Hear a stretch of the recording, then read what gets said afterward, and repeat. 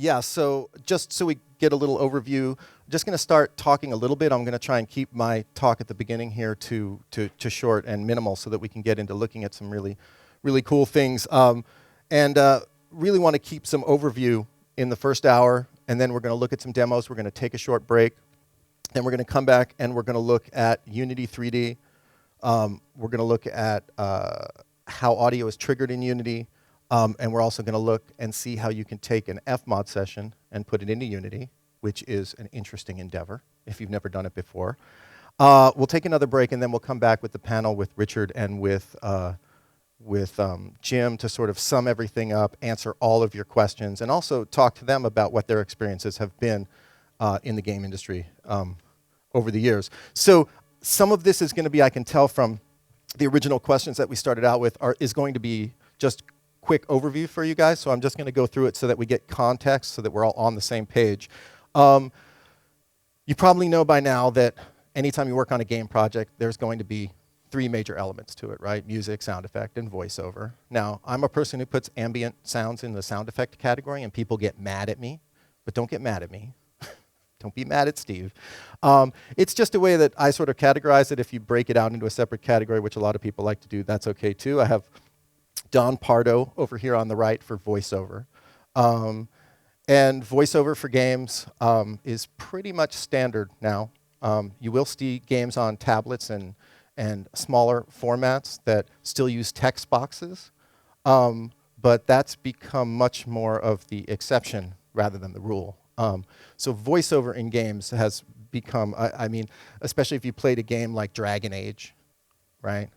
You have upwards of 800,000 lines of dialogue at times in these games. So lots of voiceover, sound effects, and sound design of all kinds, right? Single shot sound effects, individual triggers, everything under the sun, right? As well as ambience and ambient backgrounds. So if you're the type of person who's doing a lot of sound design, I think games are a wonderful place for you to ply your trade. And that really goes for upper level AAA titles as well as for smaller titles as well. And music, I think, incredibly interesting as well for composers in the game field, because you can find yourself working on a rock band track one day, and the next day you're in the studio with a full orchestra, And then the day after that, you've got your 8-bit synth out, and they're screaming, make it more medieval. On your 8-bit synth. So there's a lot of wonderful work to be done in games. I feel like it just remind you guys about that. But today, what we really want to do for you guys is talk about workflow. I go to a lot of presentations in different places, and I feel like a lot of times this is the part that's glossed over, that people sit and watch these demonstrations, and someone will tell you, I did this wonderful score, and I gave it to the implementer, and they put it in the game, right? So what we want to do is kind of pull that curtain back a little bit and really show you what this implementation looks like. This is one style of implementation we're going to show you. We're going to talk about a few different styles, but I don't want you to think that this is the only way that games are implemented, okay? I think a lot of what we're doing will give you that 5,000-foot view. It will be common to many ways that games are implemented, but there will be some specifics to what we're doing tonight, and I don't want anybody here to think that this is the tome on this is how games are made. Games are incredibly diverse.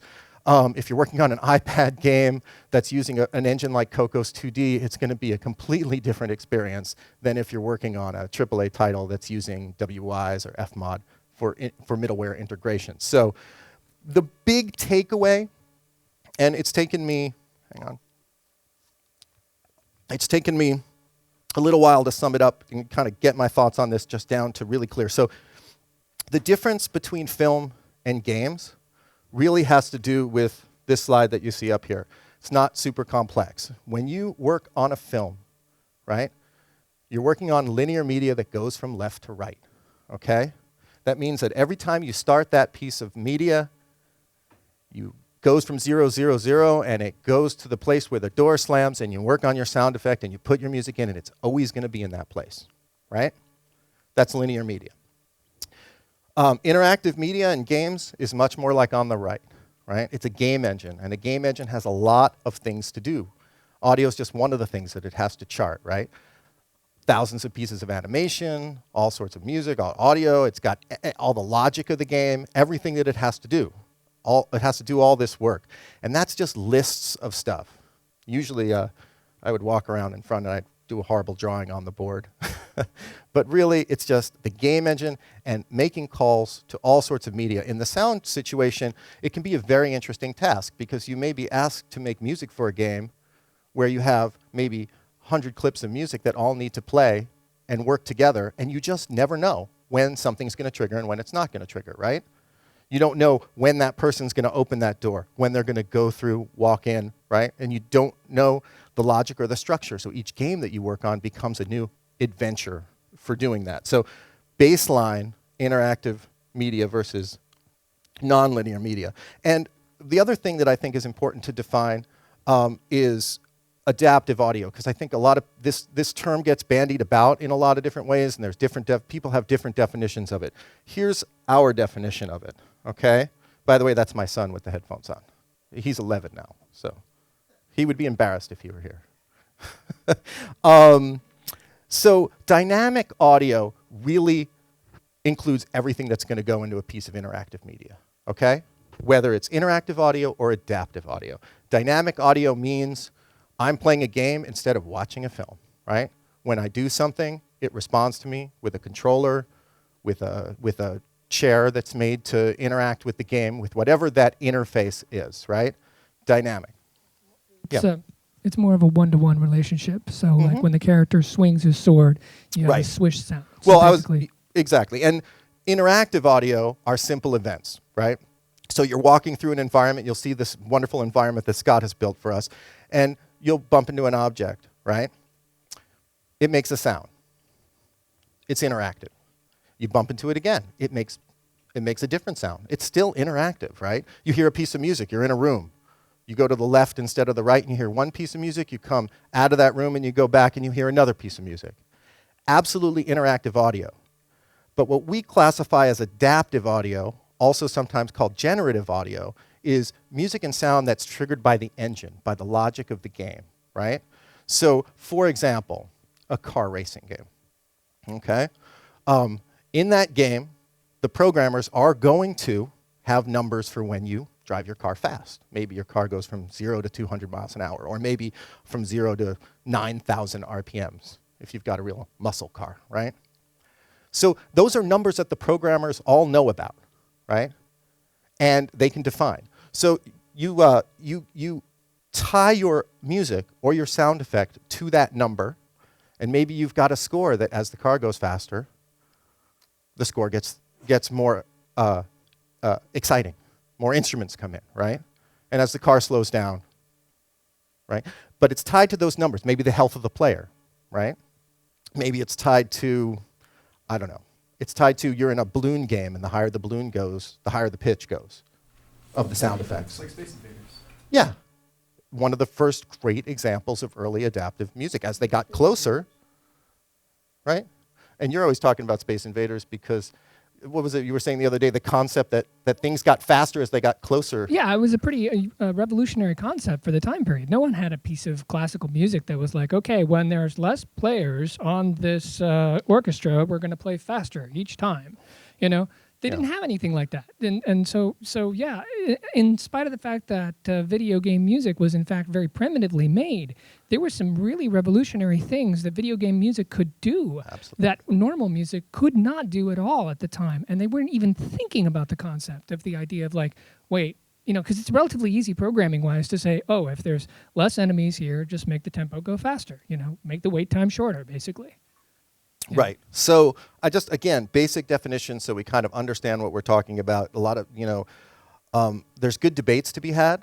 You know, I've talked to other colleagues of mine who are like, no, it's, you know, this is an adaptive score, and I call it an interactive score. And there's a lot of good discussion to be had. So just so you know where we stand on a base level. So let's just, I'll get quickly into the workflow and the integration, and then I'm going to do a quick little demo in Pro Tools. But this is old school workflow right here for games. And when I say old school, I mean it's still happening, but there are some other things that we can do now. So there's our audio dog on the left. He's creating awesome sounds, right? And what What he would do when you're working on games where you don't have middleware, right? You don't know, maybe the engine is not as sophisticated. He actually speaks to the programmer who's there in the middle. And they get together and they have a great conversation, and they actually have to know each other, right? They actually have to interact. Well, they don't have to necessarily like each other, but they have to work together, right? The programmer has information that the composer and the sound designer needs, and he's basically going to have to put that whole thing together. So at the end of the day, you create a bunch of sounds. Our audio dog creates a bunch of sounds, and he puts together what's called an asset list with it. So he's got a folder with a bunch of sounds in it, and he's got an asset list. Now, that asset list is crucial, and you'll see this in all companies. Sometimes they have none. Sometimes you'll record 1,000 lines of dialogue, and you'll be like, what do you want me to call them when I edit them? And they're like, don't know. And at that point, you say to yourself, well, okay. And then you edit them, and you go VO01, VO02, VO03, VO04. And then you give those 1,000 lines of dialogue to, you're sending them to some poor integrator or programmer who's going to be like, I have to listen to each one of these now to know what they are. And I've done this. I've been there. I mean, it happens all the time. So asset lists are your best friend in terms of creating lists of media to tell a programmer, tell an integrator what they need to do with your material. It seems basic, but it's often the missed step between the producer and the programmer, right? So you can often be like an audio superhero out of the box. If you say to your producer, you say, hey, let me help you generate a file naming convention for these files. And we'll put together an asset list and or have them talk to the programmer, and then you may get file naming conventions from them. So an asset list is just a simple list of what the media is. It's an Excel spreadsheet, right? Where it goes in the game, what the name of it is, what the handle is, and then what the actual file name is, so that everybody's literally on the same page. Okay, so in this scenario, you've made your sounds, you've got a wonderful asset list that you've created, and you give it to your programmer, and then he may or may not be musical, right? Now, if you're lucky, you get an audio programmer, right?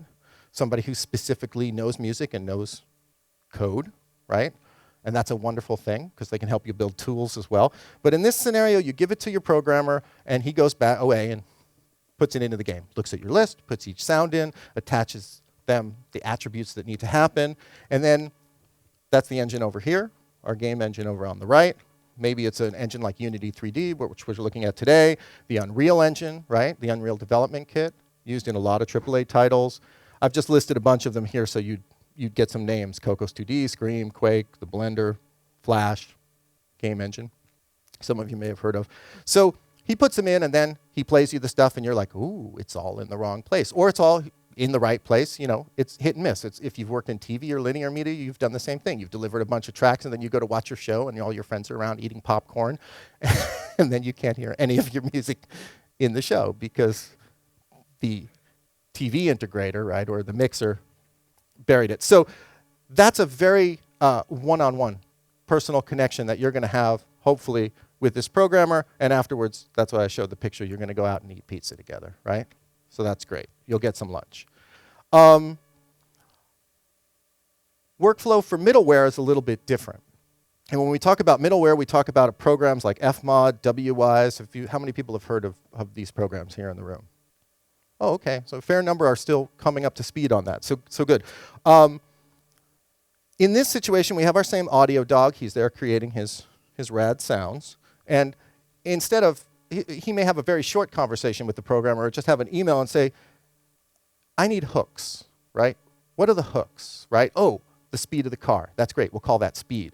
24 hours in a day. Oh, you're tracking that in the engine? Great. We're going to call that time, right?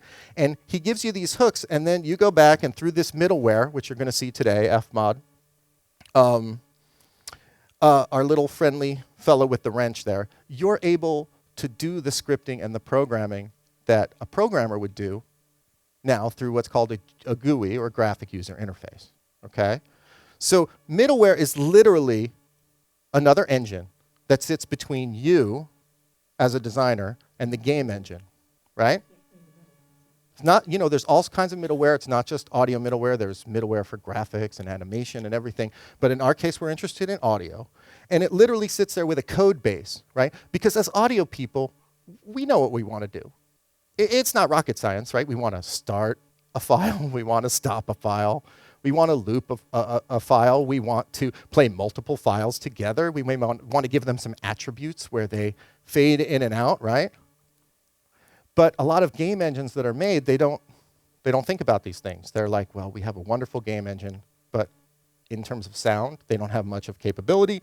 So either they're going to build that internally, that middleware, and if you have, that's why I put custom down at the bottom, because if you have an audio programmer on your team, right, they will go ahead and build tools for you. And if not, they will license these third-party middleware tools called Fmod and WI. So now in this case, you get to do all this cool integration on your own. That car racing sound, right, where it speeds up and it slows down, which the programmer couldn't figure out how to do, you put that together yourself in Fmod, or footsteps, which we'll see today, and you can make them go up and down in pitch so they don't always sound like the same thing each time, which is unrealistic. Go ahead. You also you mentioned generative earlier. Yeah. And maybe it's just a misconception that I had in my head. So, for example, the car thing. It's always going to be a rendered audio file, or, for example, is there ever the condition where somebody would make an oscillator or like a complex oscillator that would be in the game, and as the RPMs go up, you actually control the pitch of that oscillator, or a music score that's MIDI or something that's triggering synthesizers? Absolutely. Well, right. Like, I mean, old Nintendo, it was using a square wave, a triangle wave, so does that even still happen, or is it just all rendered? I'll let Scott handle that, because we were just talking about that, actually. This is relatively new territory for traditional middleware applications at this point in time. There are some people who wanted to do this kind of stuff in the game. For example, this guy named Richard Flanagan, who has a game called Fract. And Fract is kind of like a cross between Tron and Rez. You're in a 3D world, and you're having to hook up various objects and create modular synthesizers that you then make music with. And he went to the middleware guys at Fmod and WIs and said, I want to create a generative environment. And they more or less laughed in his face and said it was not going to be possible. And what he ended up doing was actually using a totally different library that a lot of people who do audio design probably know about, which is called PD, Pure Data. Exactly. Oh, Miller Puckett? Yeah. You're a UCSD, awesome. All right. Well, anyway, I'm an audio geek from a long time ago at Cal Arts and stuff like that. So I learned Max, and then eventually, more recently, I'm learning PD and stuff like that. So what's more important is that a guy named Peter Brinkman has actually created a library called libpd, which runs a PD patch as a library inside any kind of application. So basically, what they were able to do, now mind you, I saw the talk. It was a very short talk, but Hank Boom is the guy who wrote the sound for the sound engine for that game. But anyway, he basically said that PD was capable, but within very specific limits. They had to create only a finite amount of synthesizers and drum machines that could work.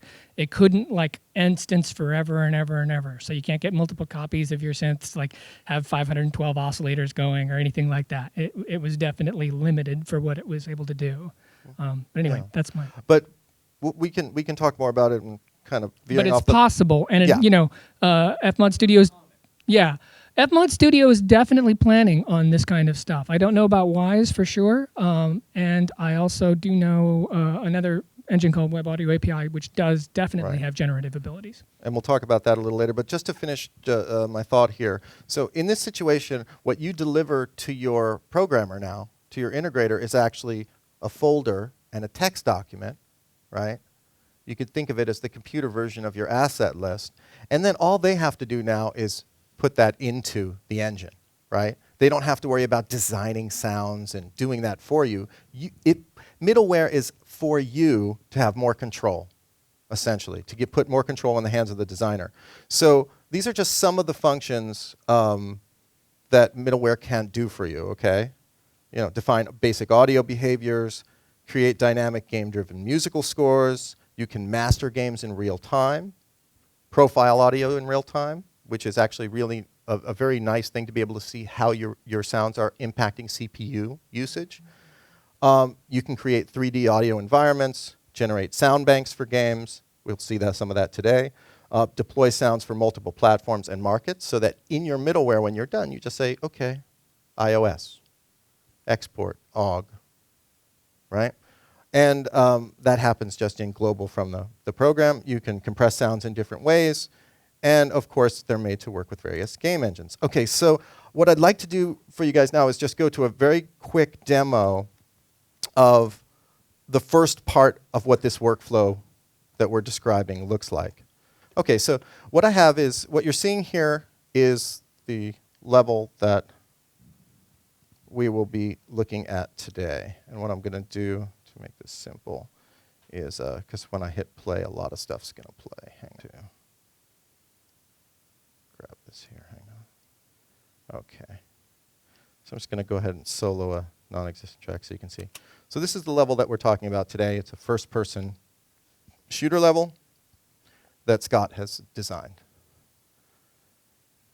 And you walk through and you get to shoot robots, which is always fun. OK. So we've got a bunch of audio tracks here. I'm going to minimize this window a little bit. And if you were doing this for a film, you'd set and place your audio, you'd export it, you'd go have a pizza. All right? For game sound, what we really need to do is we really need to get everything into separate folders and onto a hard drive into separate packets into separate places. So let's start first with the music, which I will highlight is done by one of the students in our current class here at Pyramind in Scoring for Games, Brennan, who's over here. So this is he just has finished up doing a live session with strings, and we thought it was a great way to sort of feature some of his work tonight, and also so you can see what he's done with this level. So basically, he's broken out into different levels of intensity.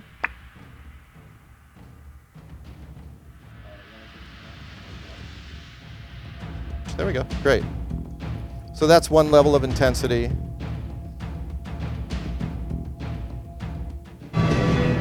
Here's another level of intensity. As you get further,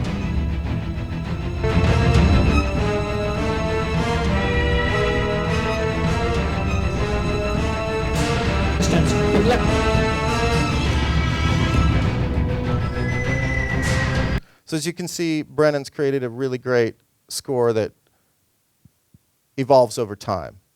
So for the purposes of our demonstration, I'm going to bounce out some short stems. Due to the non-offline bouncing, of course. Yeah. All right, so we're just going to go ahead and change this over again for a second. Hang on. All right, so I'm going to bounce them. I'm going to go ahead, just put these on the desktop for the moment so that we can see them. And I'm going to make a new folder. I'm going to call that music. And I'm going to create a file here that's just called music underscore level 1, just so you see that we have a... All right, I'm not going to use any capitals or anything. I'm just going to bounce this out.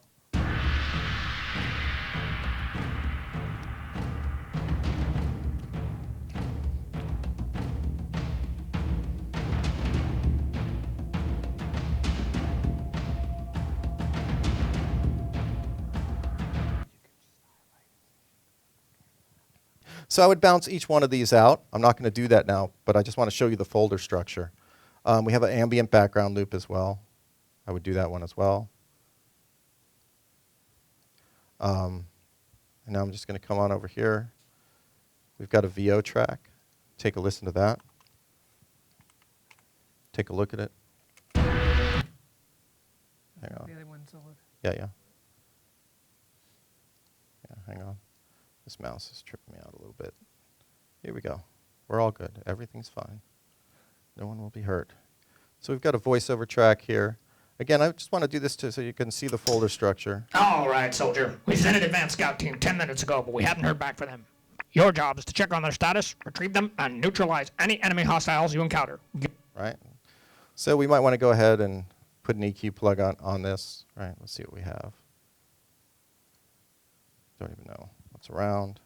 See if we got any defaults. Maybe put a telephone sound on it because there's... All right, soldier. We sent an advanced scout team 10 minutes ago, but we have... All right. I'm going to cut these individually. I'm going to just shorten them up. Again, I just make sure you get an idea of the process again. And when we edit for games, we have to take file size into account all the time. Even if you're working in on AAA titles, file size is important. So you want to grow these out. You want to make sure you're not clipping your sounds, right? But you want to make sure that they're as efficiently looped or as efficiently cut as possible. And then I would go ahead and bounce this out to disk. Again, I'm not going to do all of them. I'm going to make this, it's a voiceover, so it's a mono file. I'm going to bounce it.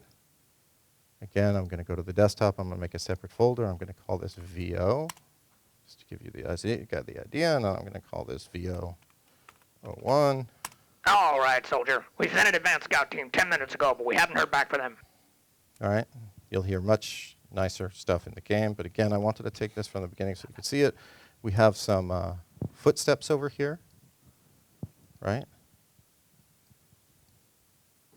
And let me take a listen to them. All right, here we go. And again, just to give you an idea of raw materials, I'm going to cut these, let's see. Just going to cut them real short. Right? I'm not going to put any effects on them at the moment. Just going to bounce it out into a mono file. That's fine. I'm going to go back to my root directory. I'm going to create a new folder. It's going to be SFX. And I'm going to put this in. I'm going to call it footstep 01. Right? You get the idea, right? Pre-mixed in some cases because the engine has no capability to mix it once you get into the game. So you have to put your reverb, your EQ, everything on it ahead of time and pre-mix it. In some engines, you have a lot of control, and you may be doing it in middleware, right?